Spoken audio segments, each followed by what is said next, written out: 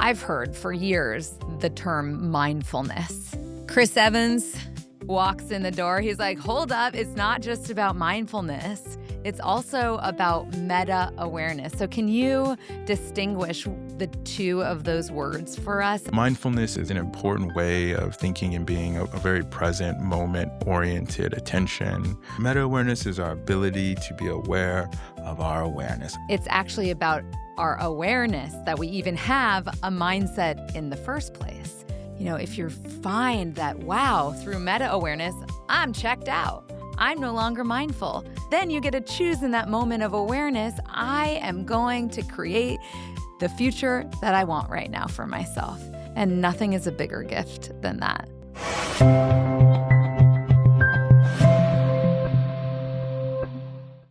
Kris, I am so excited to be here with you today, and I will never forget 10 years ago, I had just started Breathe for Change, and then our mutual friend Laura was like, oh, Ilana, you got to meet my colleague, Kris. You're going to be obsessed with him, and he's this former Stanford football player who's in love with mindfulness, and I just feel like he and you will get along so well. And then we met at Zeitgeist in San Francisco.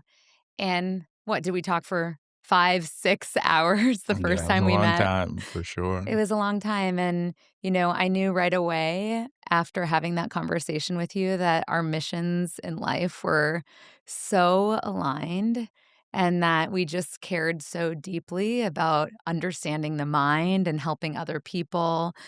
In my case, which led to your case, educators really take care of their own well-being and support their students in doing the same. And then we got to lead trainings for Breathe for Change for thousands of educators together. And you've just been such an instrumental friend and mentor and partner in crime to me all these years. And I'm just so excited to geek out with you today. I went to your TED Talk on Sunday at Stanford where, you know, after a decade of you just working on what it is that we're going to be talking about today, to see you on that stage, I was so proud of you. And I can't wait to just take this conversation a step deeper. So let's get into it. I'm so excited. Yeah, well, thank you for the kind introduction. And we now have a long, rich history born out of a friendship and born out of that wonderful conversation, which I think you highlighted. It was very clear we had a shared worldview and set of values, and we wanted to enact a greater, more positive change through being ourselves too, which in that case was a very unique expression of your own curiosity, your own academic rigor and teaching and science, but also connected to the yogic sciences in which can be infused into anything and everything that we do. And so from there, it's been that journey. In fact, that's exactly why I did a yoga teacher training, of course. I put you through that training, I remember. For sure. Very fortunate timing in my life. That was probably, I don't know, definitely over 10 years ago. Mm-hmm. It's like, where exactly? What year? But it was 2015. 2015? Because that's when I started Breathe for Change. And then I was like, you and we have to do this work together. I was like, but you gotta go do your yoga training. Yoga teacher training. I'm like, oh yeah, sure, I'll go get flexible. I really didn't have any inclination on really what the yogic practice in science was centered on. And so certainly you develop some physical flexibility, but it's just as if not more important about the mental and psychological flexibility that you cultivate during the practice. And so I was very fortunate, got asked and prompted to do the yoga teacher training so I could participate in the leadership with Breathe for Change, which was another opportunity for evolution for myself. So not only just like the training itself as a new thing, but like leading trainings also as its own thing that I had never really done myself. And so I was really excited, and I fell into the yoga teacher training and it was transformational. I mean, there's a lot of different ways in which we could talk about that and dive in, but I think the biggest insight for me was really first off, to practice yoga is about being more mindful of how Mhm. you think, how you act, how you feel, and yes, how you literally move through the world, physically, being rooted in the body right here, right now, with some active awareness.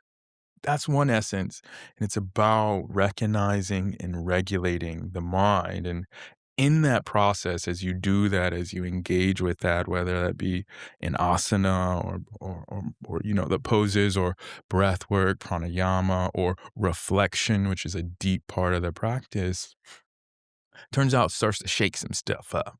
Starts to shake some stuff up, starts to wake some stuff up, starts to also connect you to a deeper version of yourself that I didn't really think about any of that stuff. And so, I wanna go deeper here, Kris, because you're talking about this, transformational moment or experience in your life where you sort of experience for the first time these mindful practices that profoundly altered, what how you perceived the world, how you perceived yourself. But tell us a little bit about what happened before. Like you grew up, right? What was your relationship to awareness, to mindfulness, or I would say your lack of relationship to these things? I want to understand uh, how this became sort of the path yeah, that yeah. you Yeah, I think like most Americans in particular, I grew up in the Midwest.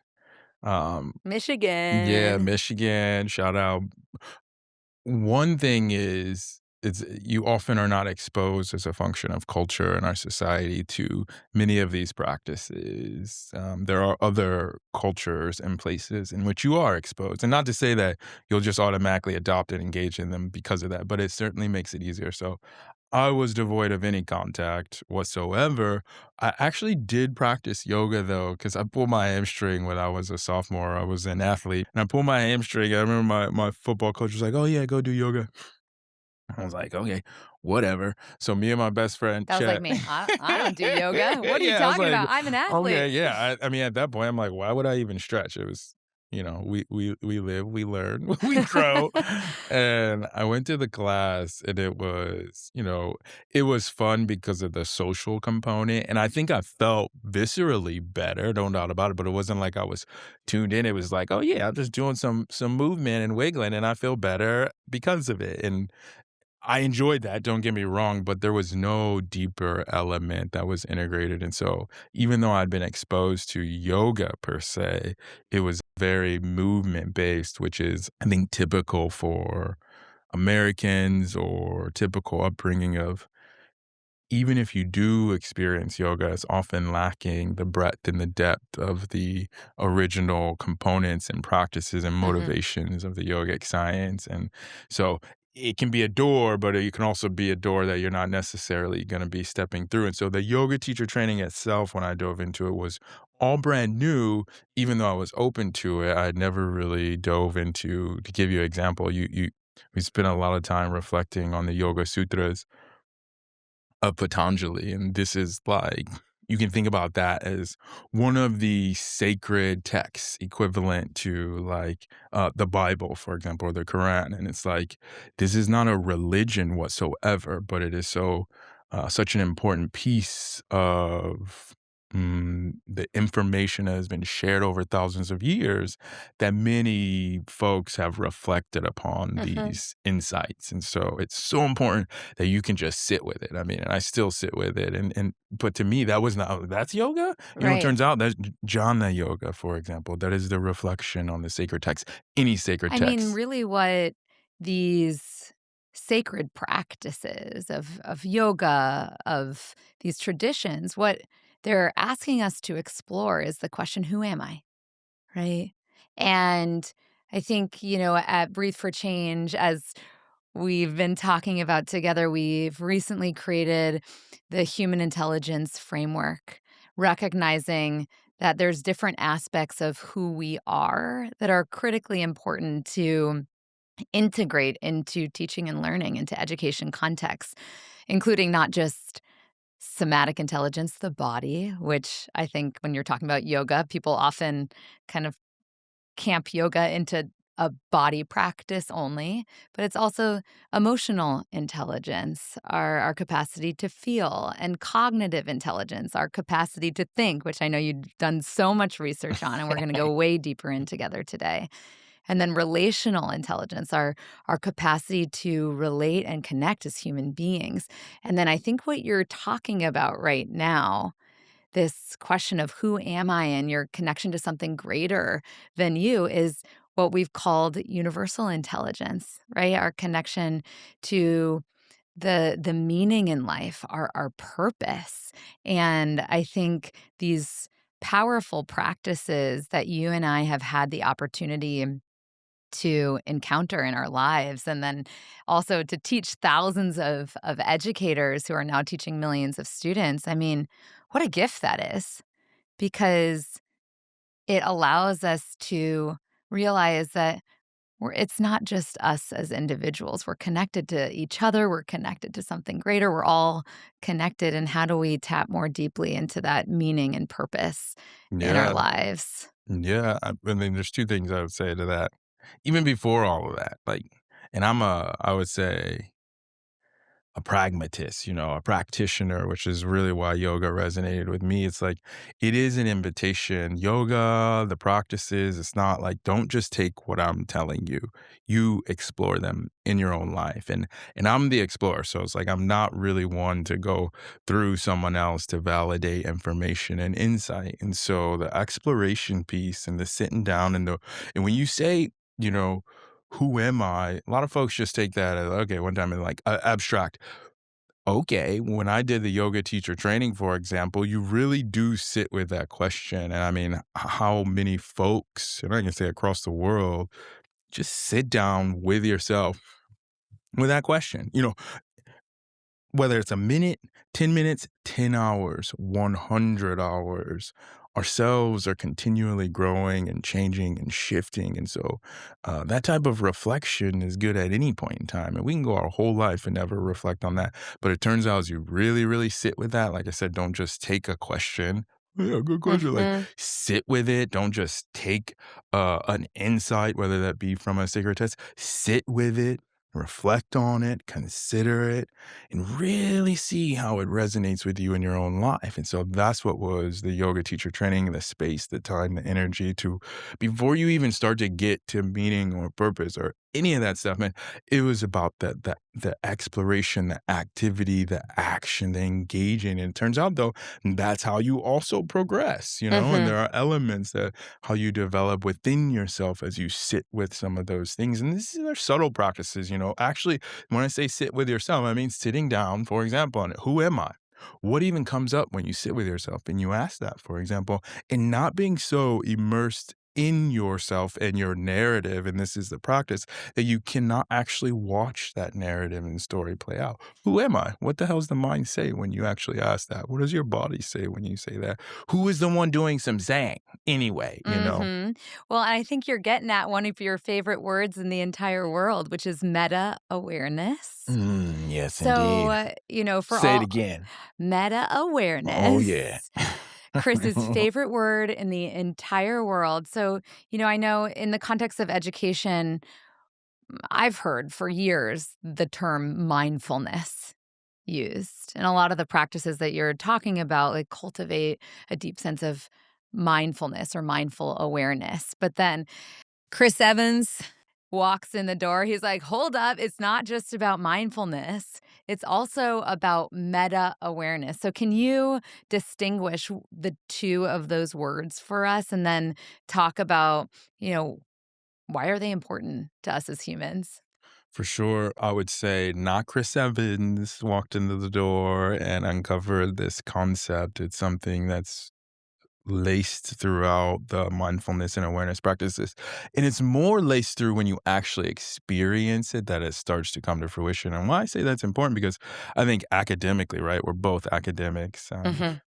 I'm a psychologist, and so you certainly do write about things and concepts and da da da. And like my addition to what I study is certainly rooted in meta awareness and our mindsets, which we can talk more about, our beliefs and how we regulate them. But this was something that, we were rapping about many years ago. I've been talking people's face off about this concept because it's so layered into the yogic sciences and practices that um, it was surprising to me how why there was such a lack thereof really exploring and articulating this construct of meta awareness, which is goes hand in hand with mindfulness. And so let us just distinguish between the two. So mindfulness, an important way of thinking and being a very present moment oriented attention, rooted in our internal awareness, our inner environment, but also the external environment. So the people, the places, the things around you. So, for example, I am aware right now that you are looking at me.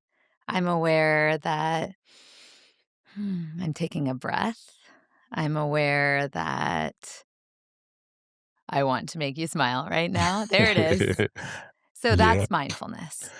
Kind of. You're here in the now, mentally and psychologically connected to the here and now. You're reporting your mindfulness, but it's we'll say a temporal experience. We're here in the now, no doubt about it. As opposed to, for example, like, say you were paying attention to me, but you're actually rehearsing something from the Oh, past, I'm thinking about my to-do list. I'm judging you. I'm thinking about what I need to say next. I'm Exactly, exactly. absolutely distracted and not really here. And the For sure. the irony is that I think so many of us walk through life thinking that, oh yeah, I'm here. I'm mindful, but we're actually completely in a place of mindlessness. Yeah, yeah, and that was a big wake up or insight for me. I think I was feeling it in my life because I felt more distracted than ever, at least how I was feeling before I fell into the yoga teacher training, just dysregulated attention, can't focus for more than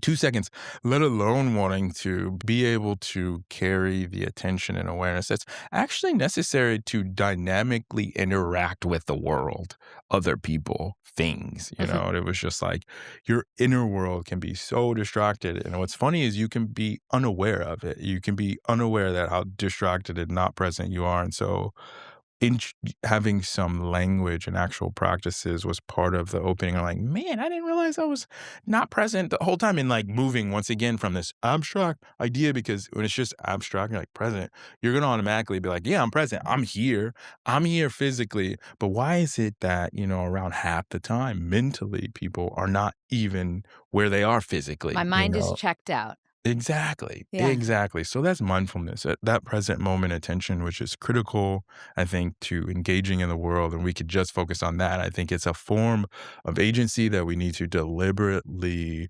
cultivate and learn how to do because then it makes it easier for you to stay present. And turns out it's extremely beneficial for our health and well being across every layer of the mind body. So physically, mentally, emotionally, psychologically, spiritually, like even to the degree in which our, that the healthiness of our cells, our telomeres, for example. So that's how important mindful awareness is. And it seems like how can that be? Well, two things. Investigate in your own life and you'll notice what is happening when I'm showing up with presence and how am I thinking and feeling and what is happening when I'm not. It's so critical that yes, it impacts our health and well-being. You know what? Before we move into meta awareness, I find it almost shocking that you, who, was playing football at Stanford, had difficulty with mindfulness because when I think about what is needed in each and every moment as you're on the field, it's like present moment awareness, or you're going to miss the ball,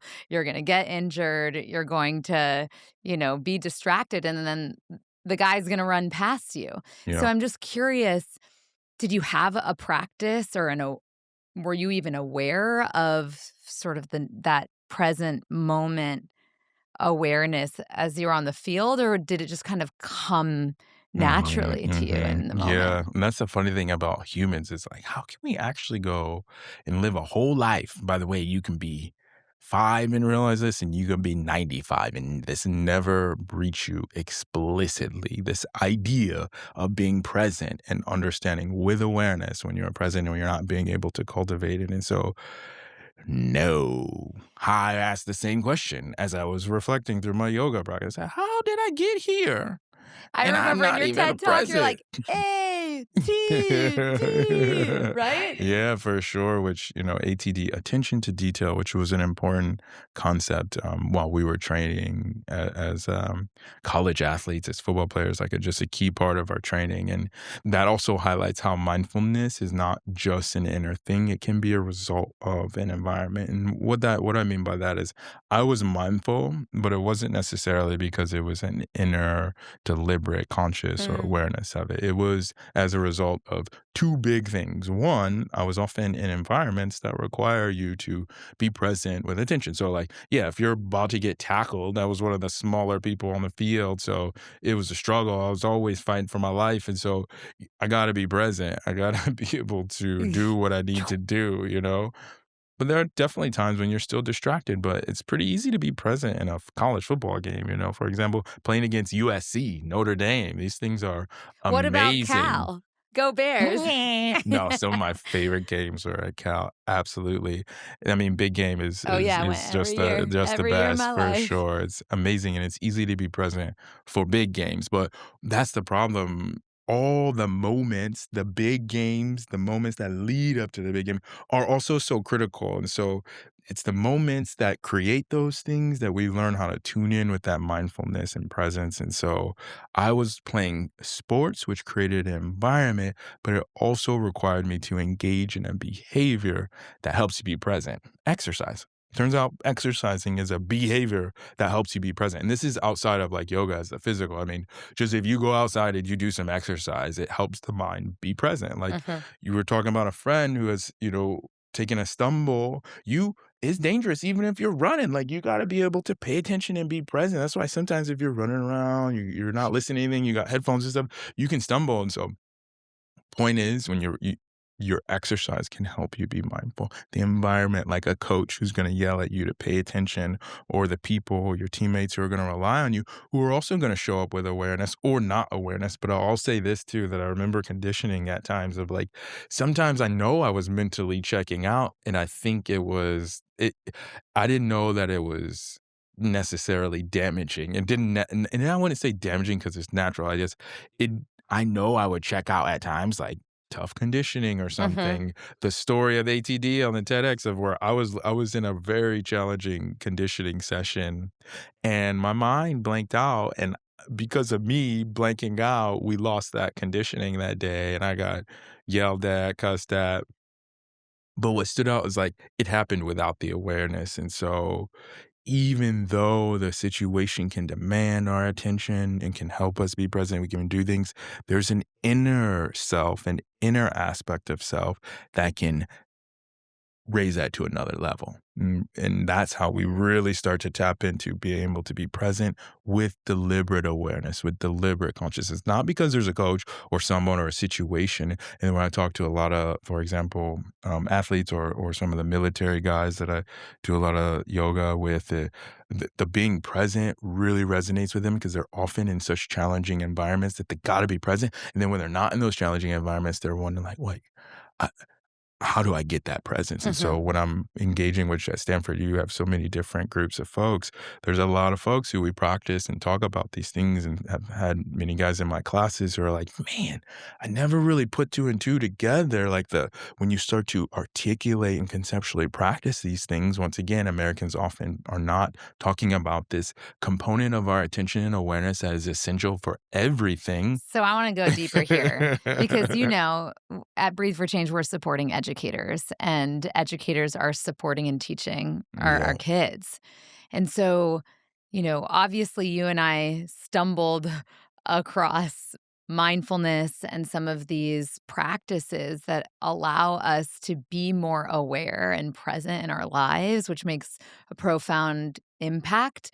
But how do we explicitly teach mindfulness in school? It's like, how would you support educators in discovering mindfulness for themselves and then ultimately teaching the skill to their kids? I mean, that's why you are the goddess that you are of creating Breathe for Change, which is such a potential entry point and lever. I mean, being present is essential for learning. Simple as that. I mean, a lot of young people, anyone at any given age, like when your attention is dysregulated, you cannot learn.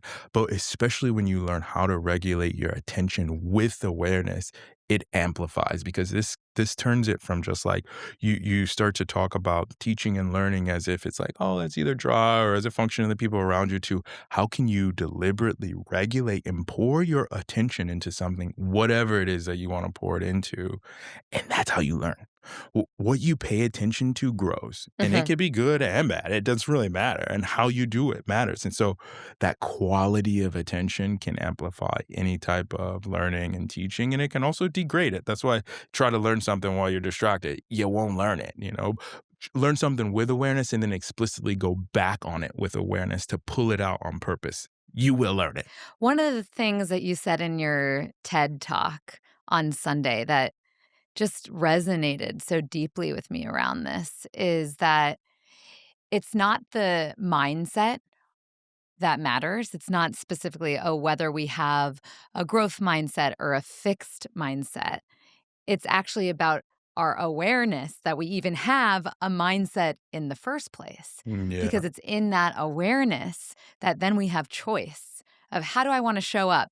What mindset do I want to, you know, cultivate right now? So I'm curious if you could talk a little bit more about how awareness allows us to see these different aspects of ourselves Yeah. and Yeah. what that means. Yeah. I think just to establish, make sure our temporal awareness in the here and now mindfulness. And it goes hand in hand with our capacity to be aware of our mindfulness or not, which is meta awareness. Our meta awareness is our ability to be aware of our awareness, our ability to tune in to the entire conscious experience, the thinking, the feeling, the sensing, hearing, like everything, All inner forms and of outer. human intelligence, Exactly, the exactly. body, the emotions, the All of it. thoughts.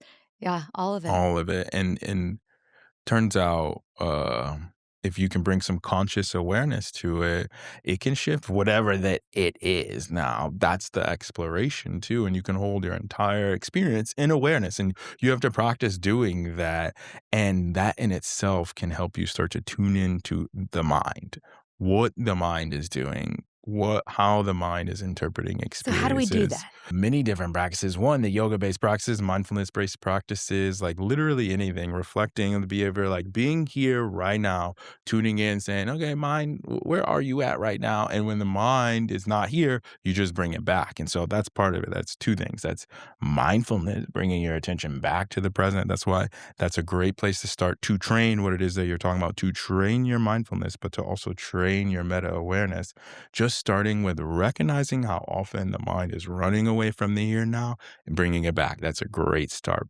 But you could also be doing things like cooking, engaging with your Mhm. partner, your children, your learning, reflecting with awareness, thinking about the past on purpose with intention to integrate it and synthesize it, as opposed to just being attacked by the past, accosted by the past, or drawn into the past without your awareness or intention. And if you tune in to your any given experience, you're going to learn and realize, like, holy cow, my mind does go to the past a lot. And it also goes to the future a lot. And the future, especially with worry, um, it can create anxiety when you are here, but your mind and you're thinking about the future, especially without awareness or intention. It is literally anxiety, which is, a I know mental and all about emotional. that. Exactly. We I we know all all do. about anxiety, and No, it's that's the like thing. ruminating on the past or more often being worried about all the different possibilities of what could happen in the future. Exactly, exactly, which is natural on one Mhm. end. Like, that's what the mind is here for, is to help us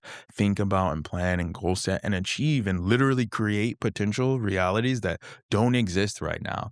But you also need to learn how to be present to actualize those potentialities or stop the mind from going to the future, navigating futures that are just not here, or the ones that you don't Yeah. want, or the ones in the past that are unhealthy for you. So it's a rich practice of learning how to time surf in a sense with awareness. That's meta awareness because if you're here in the now, that's mindfulness. And the key Mhm. distinction is meta awareness, it does not have to be in the present moment. And so if you're reflecting with awareness, meaning you're in the past actually mentally and psychologically, or you're in the future mentally and psychologically, if you're doing that with awareness and intention, that's meta awareness in action. And so that's a really important space to be in because it starts to allow you to recognize when you're present or not, first off, but it also starts to help you recognize how you're taking in the world physically, mentally, emotionally, spiritually, psychologically. And how are you taking it in? How is that playing in your own inner world? How is that, playing out in the outer world in that unique interaction that creates your own subjective experience? And if you're just moving through the world, you start to think as if your experience is objective in nature. What I And think it and what is I feel, not. yeah, and It it's is not. not. Yeah, As it's a just. researcher, I can say that with 100% confidence. Each and every one of our experiences is subjective. What I am experiencing in this moment, even though we're experiencing the same moment, is different than what you're experiencing in your own body. But it's the same moment. Exactly. And so, creating space for us in our lives as educators and as leaders, and many of us as parents to explore that within ourselves and to be aware of that, and then to teach our students to bring that mindful lens to the way in which they walk through the world and the way in which they absorb information and they learn and they relate to one another is profoundly impactful. And I'm being brought right back right now to 2020. Right? You remember you had just started your PhD at Stanford. You were working in the mind body lab at Stanford. You and I had just led 5 years of Breathe for Change trainings, teaching our educators to take care of themselves through these practices and then to integrate so many of these mind body wellness and social emotional learning practices into their classroom with their kids. And we were like, we got to conduct research together on this because you and I knew because hundreds of educators told us about the impact that we were seeing, right? Educators were coming up to us saying, wow, I am way more mindful. I'm feeling healthier physically. My stress is, reduced. I'm performing better. I'm more satisfied in my job. I've reconnected to my passion and my purpose. But we hadn't yet conducted an actual study. And then you and I joined forces and you really led the way in that. And do you remember when we started it? January 2020. We were following 5 cohorts of educators. I think it was like 350 educators or something like that from January 2020 to what we planned to be June at the end of their Breathe for Change training to see like how these practices would impact and the Breathe for Change experience and program would impact their lives and their teaching. But there was a big confounding variable that came into that. COVID, right? Hit March 2020. And then all these educators who were in the in-person trainings went online. And you and I were like, well, I guess we should maybe not do this study because this is such a big confounding variable. But something in us was like, let's stick to it. And we continued to collect data to see how what we were doing would impact these educators, especially in the context of COVID, where all the other research was showing that educators are more stressed and burnt out than ever before. So I want you, my friend, what were the results? Talk about the actual research and Well, the I have to read impact that. of this stuff. I have to pull it out of memory. So much research, but no. First off, it was really impactful in the sense of, as a scientist, and you could talk a little bit about how yoga itself also helps cultivate a scientific mindset or way of thinking because it is about bringing an empirical lens into your experience. Meaning, you try something out and you pay attention, you see what you notice, what happens, and Mhm. so as a scientist, that's essentially what you do. You're trying to pay attention. You have questions. You're trying to see what happens sometimes when you poke and prod, for example, when you're an experimentalist. And then you go back to your questions or the ways you're thinking. You analyze the data. You say, oh, how's this connected? Da, da, da. It's one thing if you just think something's going to be beneficial. We all thought Breathe for Change was going to be beneficial. I think we were accurate in those thoughts because we were building off our own evidence, our own anecdotal evidence, seeing people transform physically, mentally, emotionally, spiritually, transform in front of you and then report it.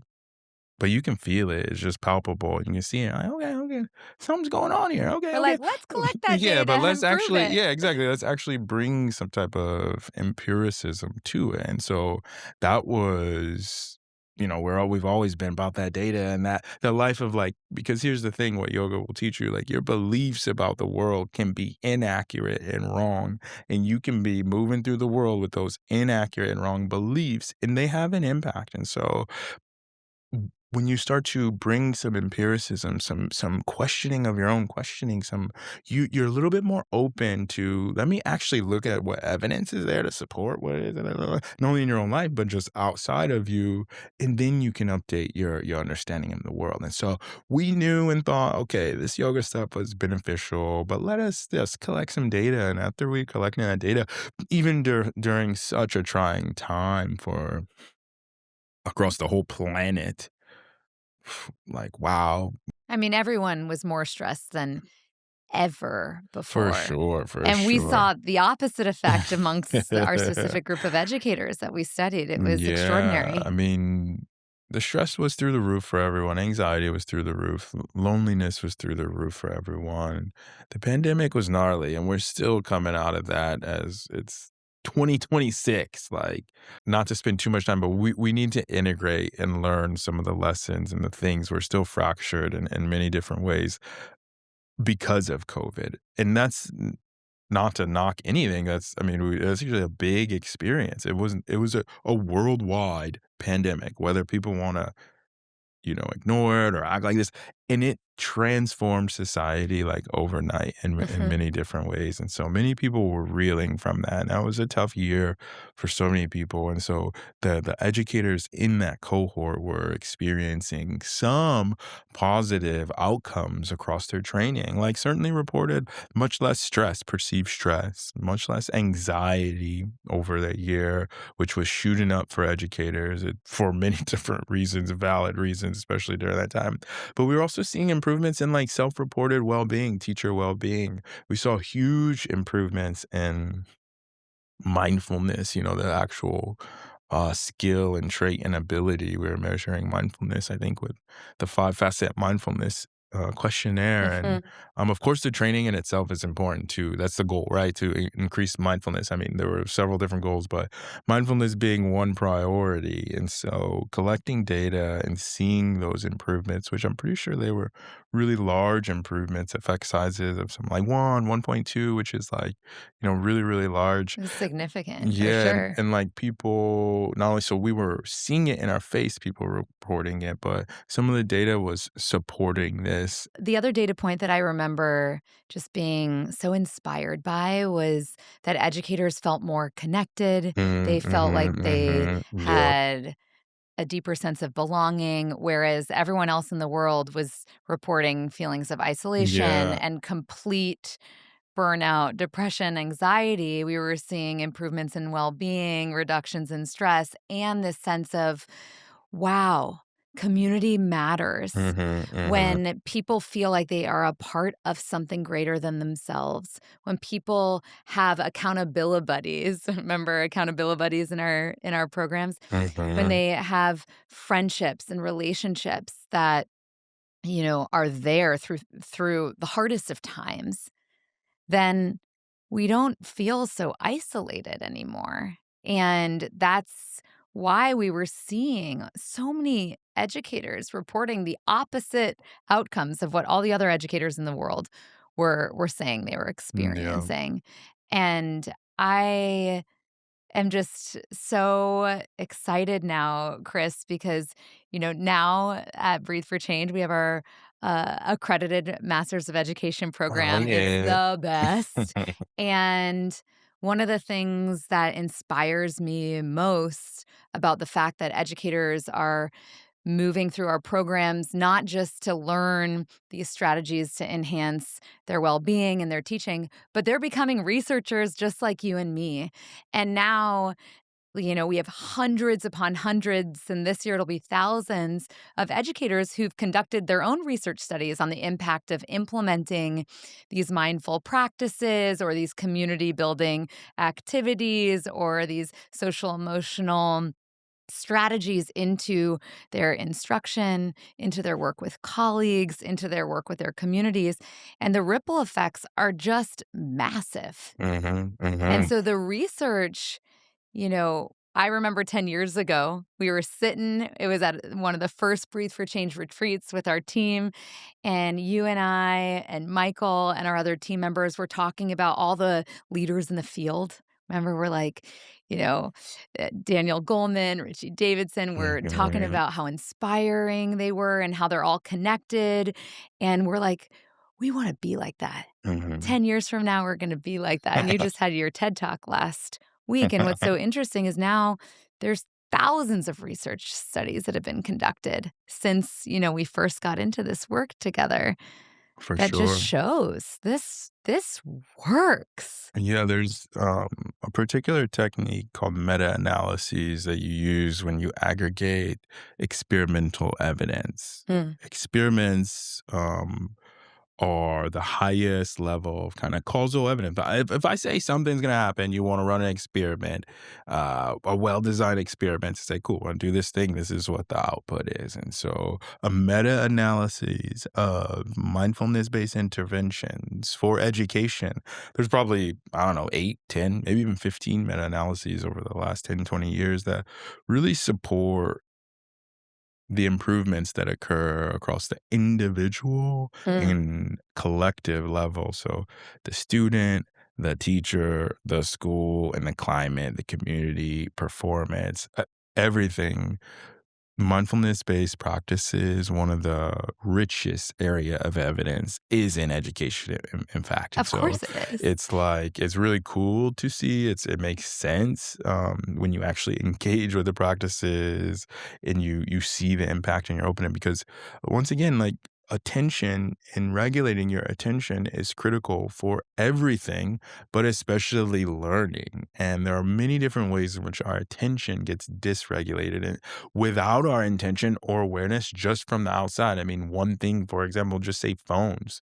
I'll add another thing, media, news. Just those things can dysregulate us. And so when we're preparing children or just humans, when we're going to be nested in environments with tools like a phone, like the phone in itself isn't necessarily bad, but you best believe it erodes your attention if you 100%. aren't doing it, if you aren't using it with presence and awareness, you know? That's why in our Masters of Education Human Intelligence curriculum, in cognitive intelligence, right, one of the 5 layers, we have a practice called protect the field, right? How do you protect your focus?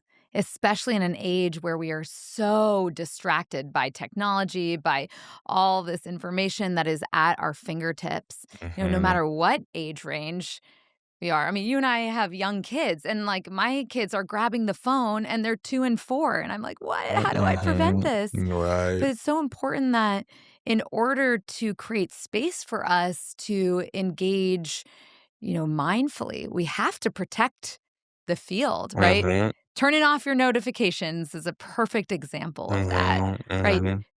Thinking about what might distract me today and how can you take actions to protect that focus. Yeah, I mean, just the phone itself, if people were to tune in with their phone habits, you'll probably learn several insights about whoever you are, about yourself, about your own mindless behavior. It's not necessary, I'm not saying mindless bad, you gotta be mindful. I'm saying we all engage in mindful and mindless behaviors. The whole goal of yoga is to invite more mindful actions in the world. Your phone is something that can create mindless actions because it's vying for your attention. They design these things to get you. I mean, you probably think the average is something like 5.5 hours in Americans, maybe Yeah. 6 hours a day Yeah. on your phone. And I'm not hating. I'm just saying if you tune in and really pay attention to what is happening, and then when you don't have the phone, what's happening emotionally and psychologically? What moments do you feel so present that you don't need to think about your phone? What moments do you Mhm. feel so distracted that you What automatically is that reach for the moment for you, phone, Kris, when you feel so focused and present where you don't have that, like, natural inclination to grab a hold of your phone? What's that moment for you? I mean, it's a lot like being here right now. So I think if you're with wonderful people, this is back to the environment, wonderful Oh, people, challenging nature, beach. But I must say, part of it is I bring that type of awareness to, I try to do it to anything I do. mhm, When I'm with you, it's easy. But I also got to say, when I'm with my kids, I bring that attention. When I'm with my colleagues, when I'm with myself in the world, also, I tune into when I'm being mindless in a sense, but you mhm. can literally do anything mindlessly, you can do anything mindfully. The whole goal, and I think the insight is to just tune into like, what even is that? And how does it feel? And how does it register and show up in my life? Because your mindful awareness shows up in everything that you do. So, how you definitely relate to people for sure, but you got to tune in and notice it. So, for me, just to answer your question, it's all the moments. And that's the whole goal. I try to be present, and that means also if I choose to use my phone, I'm trying to do it mindfully, but I do it mindlessly at Oh, I times. do it mindlessly all the time. It's the biggest point of tension in my In the light. Yeah, relationship and yeah, in my yeah. life Oh, is that no. I am so social and I wanna be connected to all my friends and my family Totally. all the time, and so Totally. I have this natural inclination to just grab my phone, Mhm. even when I'm Mhm. focused on something else, Yeah. and it causes a lot of problems, Yeah. honestly, and I waste a lot of time. Like, I miss the moment way too often, and Mm. something that I feel like is my life's work is how can I feel like this moment is enough for me? Yeah, So yeah. much so that I don't have to grab that phone, Right, that I right, don't right. have to, like, look Yeah, just somewhere else feel your attention. and, like, move my attention away from this beautiful thing that is right here, right now. Man, I told my daughter, I have a 3 and a 6-year-old, she said something along the lines like, "Oh, it's bo" I wanted she can brush her hair at night.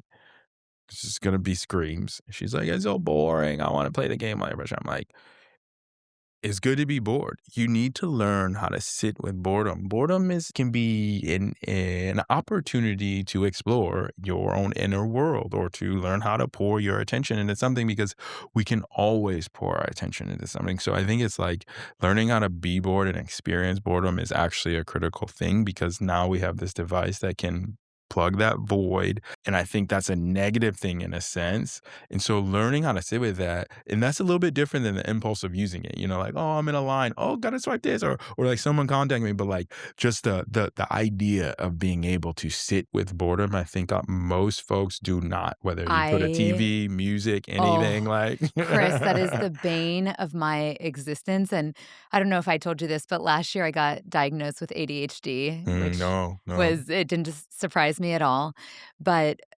boredom, being with boredom when my mind wants to race a million Mhm, miles an mhm, hour mhm, mhm. is such a challenge for me, and my best friend, I was telling her that I was looking for schools for my daughter to go to kindergarten, and one of the things that I was trying to protect against was her being bored in school because she's, like, so obsessed with Mhm, learning, and she's so mhm, brilliant. I was like, mhm, "I don't want her mhm, to be bored." mhm, And she mhm. looks at me and she goes, "That's an extraordinary skill to cultivate in your daughter because that's where the most creativity comes from. That's where the Mhm. most learning comes from.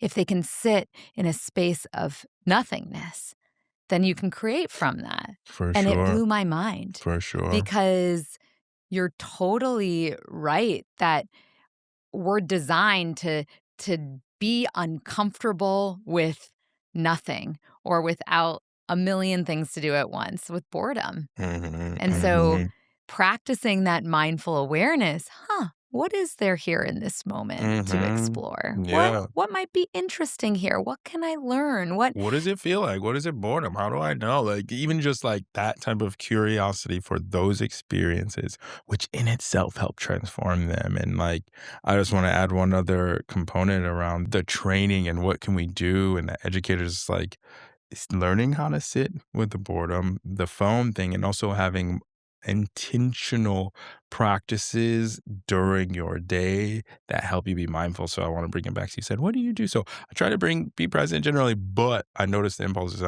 I notice this one every single morning, and I purposefully try to wake up with awareness. Like, sometimes the day starts so fast, especially when you got little ones, like, oh my god, Ugh, up to a year or 2, especially when they're not sleeping, like, for a couple of years, I just, like there's just yelling and tears, and every morning, like, I'm waking up wild, 100%. for sure, but, like, on the moments, the days where it's not the yelling waking me up, if I can just wake up and breathe with awareness and presence, being here now, and notice the impulse to grab my phone and say, "Psych out." I'm just gonna sit here. It can be just one breath, but that is a way if I can wake up literally mindfully and it can be one breath. Sometimes I sit there for 10 minutes. Sometimes I sit there for 20 minutes.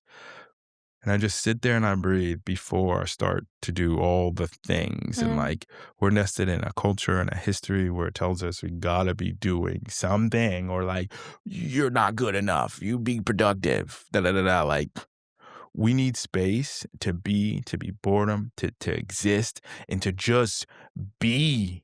And it's ripped away from us. It's one common way in which it's ripped away is our phones. And so learning how to tune into ourselves and welcome those moments and experiences with awareness, sometimes training it explicitly like meditation, mindful awareness based practices, yoga based practices can help us sit with that because turns out if you sit down and meditate for 30 minutes, you're gonna be bored pretty quick. oh, yeah. And your brain is gonna tell you, do something else. And so like you practice coming up against with that. And like when you're learning, especially when you're learning something new or like you're in class and you check out, you need to learn how to regulate yourself when you're bored. And like Absolutely. Last night I was leading a workshop for a bunch of educators who are in our master's program, and we were unpacking the 25 competencies that we've created based on the 5 layers of human intelligence, 5 competencies for each layer. And the first competency across all 5 layers, somatic, emotional, cognitive, relational, and universal, is the observe competency. And so what you're just talking about right now is that observe piece. It's the mindful awareness piece. So somatically, it might be the body scan that you're practicing, observing the sensations that are arising throughout your body. Can you pay attention and maybe even name those sensations? Then, like emotionally, remember our 2-word check in or the weather report? yeah, yeah. So, like, connecting to how am I feeling right now, observing the emotions that you're experiencing, maybe finding 2 words to describe your emotions. That would be the 2-word check-in or the weather report. If putting language on your emotions is challenging, then use the weather. I'm feeling stormy inside. It's feeling clear, like with a Mhm. chance of rain. So that's the like observing the mindfulness on the emotional level. Cognitively, it's what you were talking about. It's like observing your thoughts, right? Just from the seat of a curious observer, what am I thinking? Yeah, Letting them pass through you like clouds. And then relationally, we can still be mindful in this moment. I'm doing that with you, observing your cues, observing your posture, observing your tone, observing the words that you're saying. All of that is an awareness mhm, practice that allows mhm. me to better understand you and our relationship and our connection. And then when it comes to universal intelligence, it's like observing my surroundings. What is out here outside of myself that has wisdom and, you know, like awe, beauty? And how can we pay attention to that which is around us every single moment? That there's signals to learn from there. For sure. I mean, those are wonderful practices to invite, play around with, and I'll bring it back to the yogic piece is like the whole you can do anything mindfully, you can do anything with awareness. We've been talking about these ideas, concept of mindfulness and meta awareness. You can do any of it with awareness. The whole thing is you got to do it. You have to do You got it. to practice it. You got to explore it. You got to notice what does it feel like in one state of being, mindful or mindless? And how does it play out? You start to learn how to sit in what's called, right, the seat of the observer. There's an aspect of yourself, a version of yourself that is not always just at the whims, come in Mhm. at the mind and the going. It's the one that can notice the coming and going of the mind. And so you learn how to sit with that deeper version of yourself, an anchor that can help you weather through the storms. Weather through the subtle moments of boredom or the big moments of challenge. Learning how to root and anchor yourself from there is first off how you recognize the mind and what it's doing and where it's going and how you're experiencing the moment. And when you really strengthen that, Mm. sitting in the seat of the observer, as the yogis call it, what happens is what yoga is really called to yoke. Your mind and the body and the way you relate to yourself and your world and reality starts to shift in a subtle way that only you can explore it. What is that shift and how is it? And you explore it and you'll know. That's the Mhm. interesting thing. Like you coming from anybody else and back to the knowledge and the insight. Don't take any of the, I know we haven't talked too much about the science or much of the research, but like you explore these qualities of attention, both generally, meaning in your life, when you're walking, when you're exercising, when you're late for other people, but even pour it specifically into whatever craft it is that you want to do. Everyone out there, like whatever you're teaching, if you're, a designer, it doesn't even matter. An athlete, just explore in your specific expertise. What is it happening when I'm showing up with presence and awareness, and what's happening when I'm not? Okay, what happens when I reflect on the things that I'm doing with awareness and try to proactively learn the things that I'm doing with awareness? It don't matter what it is. Do it with awareness and do it without awareness and just see. And most likely you're probably going to come to realize, like, holy cow, my awareness really matters and my awareness of my awareness is essential. And my awareness is not something that I achieve once and I never have to pay attention to again. Being mindful is a lifelong practice. We're constantly in every single moment of every single day for our entire lives. We get to choose. Am I going to approach this with mindfulness or am I going to let it run itself and experience this moment mindlessly? And so the beauty is that, if you find that, wow, through meta awareness, I'm checked out, I'm no longer mindful. There's so much information in that. Then you get to choose in that moment of awareness. I am going to create the future that I want right now for Right. myself. And nothing is a bigger gift than that. I said something along the lines is I think mindfulness and meta awareness are core components of agency. You can look into Albert Bandura's work, an OG out of Stanford, one of the greatest psychologists, and he really talks about agency theory. So specifically, why I say that awareness, why I say it helps us be more agentic in life, meaning more conscious and deliberate and more the type of individual that goes about approaching life to create, to transform their experiences. This type of agency is linked to that awareness because that's how we push back on the ways in which we've been conditioned as a function of just being a human. Like literally, conditioning is a core component of being a human, not good or bad. When you're raising children, you're putting them into a system, a culture, values, a household. Like you're trying to help people understand and make sense of the world, understand what they should be doing. But it turns out when we go our whole life without tuning into our Mhm. lenses, without learning how to pay attention with awareness, we just move reactively. And so reactively means being trapped in those old ways, automatic ways of being, automatic ways that are just a result of living in the world, of having the things like a phone. And so when you tune in with your awareness, that's the magic because any given moment, there are ways in which that in itself shifts how that moment is experiencing. Show up with awareness with a stranger and see what happens. Show up with awareness with yourself. Show up with awareness when you're giving a presentation.